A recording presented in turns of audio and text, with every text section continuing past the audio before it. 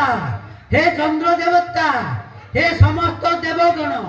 तमे समस्ते छुट्टी आस तमे समस्ते शुणी जाओ दशरथ महाराज प्रतिज्ञा करुछंती मु जहा मागिबी सी देवे बोलिए भक्तवत्सल भगवान की देवता माने पुष्पर गर्भ कोश पराग संगम पाई अनंत उन्मादना रे चाहि रहिथिले अपेक्षा करी रहिथिले जो मुहूर्त को सेही मुहूर्त उपगत प्राय तेणु समस्ते उत्कंठित चित्तरे अपेक्षा करछंती कैकेयी कोन मागिले कैकेयी मागिले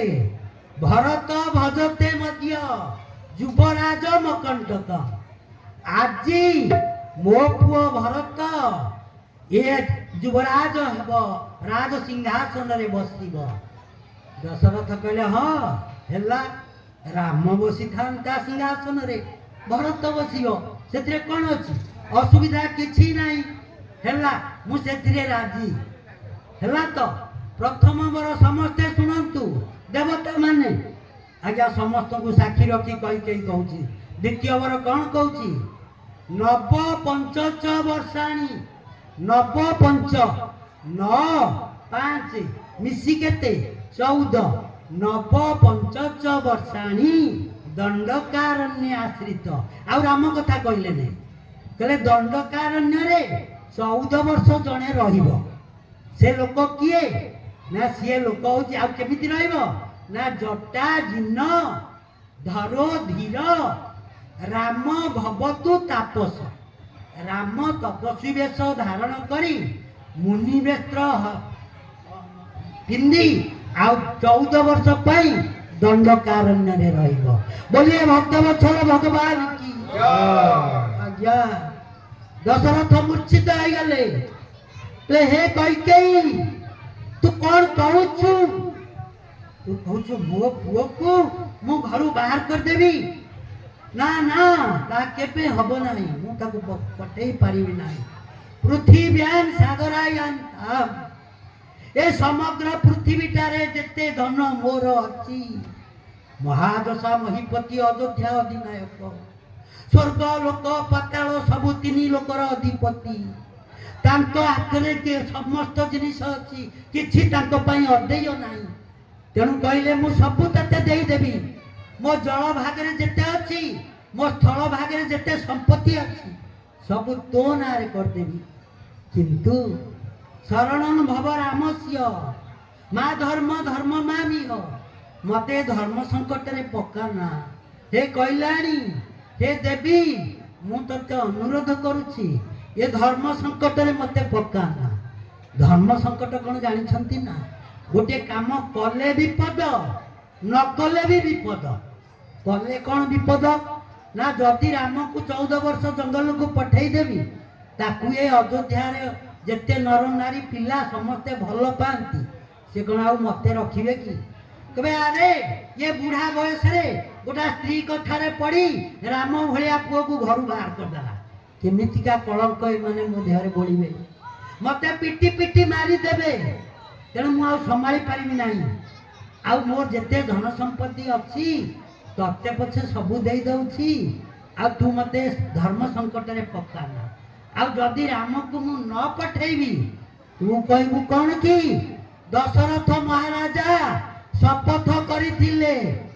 ये जने मिथ्याचारी ये जने मिथ्यावादी ये मिथ्या कहबा महापाप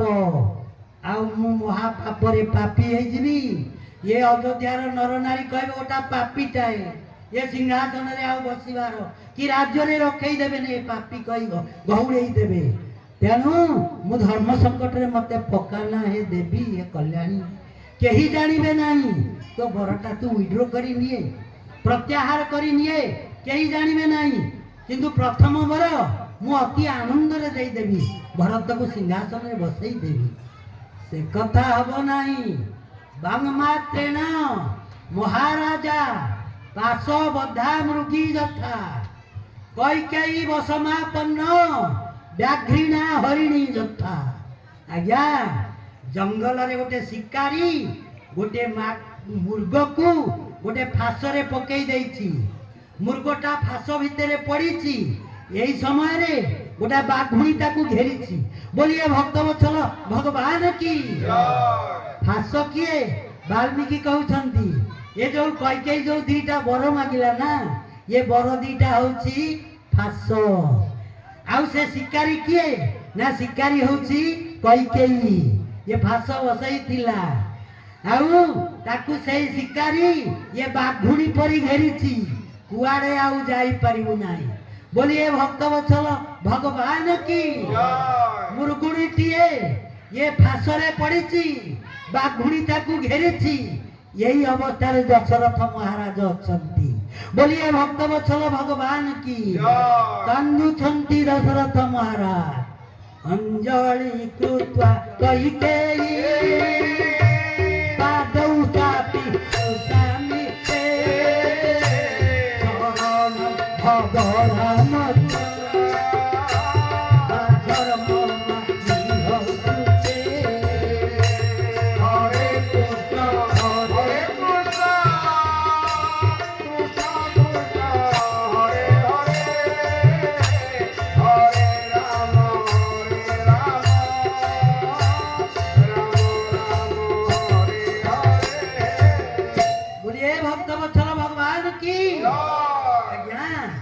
दशरथ कौन कहते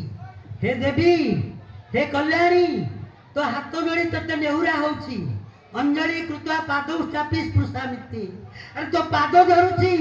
स्वामी आज स्त्री रो पाद धरुची। देखंतु केते व्यतिक्रम होची अयोध्या रे जोठी अनंत कोटि जीव जगतर बड़ ठाकुर अछंती जो परिवार रे से परिवार रे केमिति अशांति रो झड़ उठिछि काहेकि ना इच्छामय चाहिछंती जो काम करबा पाए तांको इच्छा विरुद्ध रे केई जाई परिबे नाही। बोलिए भक्तवत्सल भगवान की कौन कहले दशरथ महाराज हे देवी तो हाथ जोड़ुची नेहुरा होची तो पाद तले पड़ुची मो राम को टिके शरण दे मो राम को शरण दे आपदाम अपहर्तारं दातारं सर्व संपदा। अरे एमिति वस्तु दुनिया रे नहीं एमिति विपद नहीं जो विपदर की राम रक्षा करि पारिबे नहीं एमिति संपद नहीं जो संपद को राम देई पारिबे नहीं। किंतु दशरथ महाराज कहउछंती हे कल्याणी मो राम को टिके शरण दिए जहा निकट रे समग्र जीव जगत हाथ टेकी कहे हे प्रभु तो शरण रे आमे अछि या कि नहीं। किंतु आजी दशरथ महाराज कहउछंती हे देवी हे कल्याणी मो पुओ को टिके शरण दे टिके रख तो राज्य रे राज्य दे सारिलेनी काहाकू ना कैकेयी की कथा देले माने कैकेयी वर्तमान राजमाता। बोलिए भक्तवत्सल भगवान की ये कैकेयी ये होची राजमाता ये सामान्य कैकेयी नुह या यही कथा को तार निर्देश को तुमको मानिबा को पड़िबो। कर्मणा जायते जन्तु कर्म नैव विलीयते